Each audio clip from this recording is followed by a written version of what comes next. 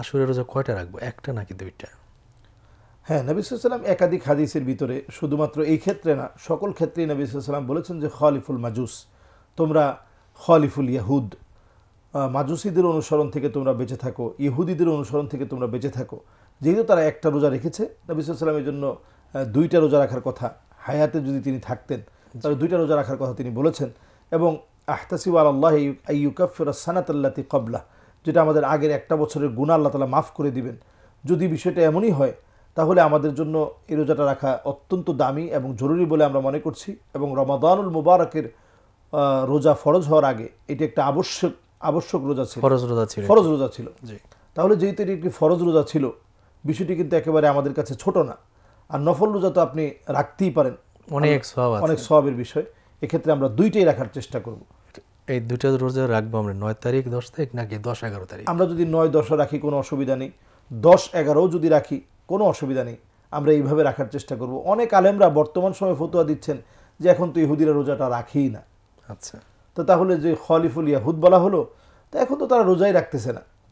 কিন্তু তারা ম্যাক্সিমাম না রাখলেও তাদের যারা রোহবান আছে, তাদের যারা আলেম শ্রেণী আছে, বা আমরা যাদেরকে পণ্ডিত বলে মনে করি, পাদ্রী যারা, তারা কিন্তু ঠিকই রোজাটা রেখে থাকে।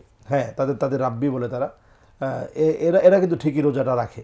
এজন্য আমরা একজন ইহুদিরও অনুসরণ করব না। এমনকি দেখুন, আরব বিশ্বের একজন স্কলার তিনি ফতোয়া দিচ্ছিলেন যে এইভাবে হাতটাকে রাখা, তাশাহুদের সময় এইভাবে হাতটাকে রাখা, এটা তিনি নিষেধ করেছেন।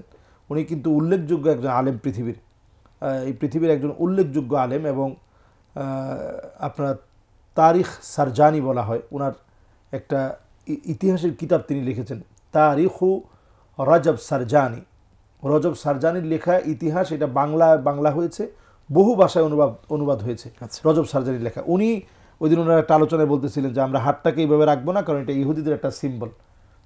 এই সিম্বলটা ইহুদিদের একটা সাইন, এই জন্য উনি এইভাবে রাখতে না করেছেন যে হাতটাকে আমরা এইভাবে রাখা, এটা ইহুদিদের সিম্বল। যেহেতু আমরা যদি রাখতে হয় এইভাবে মিলিয়ে রাখবো, মিলিয়ে রেখে আমরা আঙ্গুলটাকে উঠায় রাখবো।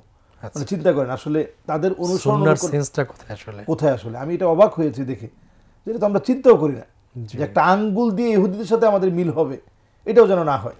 এবং উনি সেখানে অনেকগুলো সাইন দেখালেন, যেমন এই যে এই দুইটা আঙ্গুল উঁচা করা, এটাকে উনি বললেন যে এটা হচ্ছে তারা যে বাফেলোর পূজা করে, বিভিন্ন গবাদি পশুর, মানে বিশেষ করে ছাগলের শিং দুইটা, মানে শয়তানের শিং ধারণা করে তারা এই দুইটা শিংয়ের পূজা করে, এই দুইটা সাইন দেখাতে না করলেন।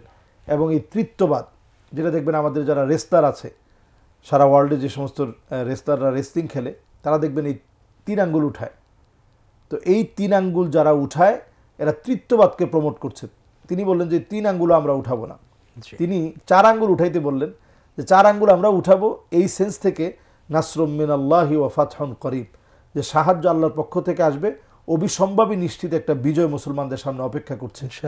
উনি সাথে সাথে এই 4 আঙ্গুলের কথা বললেন। তো এই দৃষ্টিকোণ থেকে আমরা কোনো অবস্থাতেই ইহুদিদের কোনো অনুকরণ করার চেষ্টা করব না, ইনশাআল্লাহ।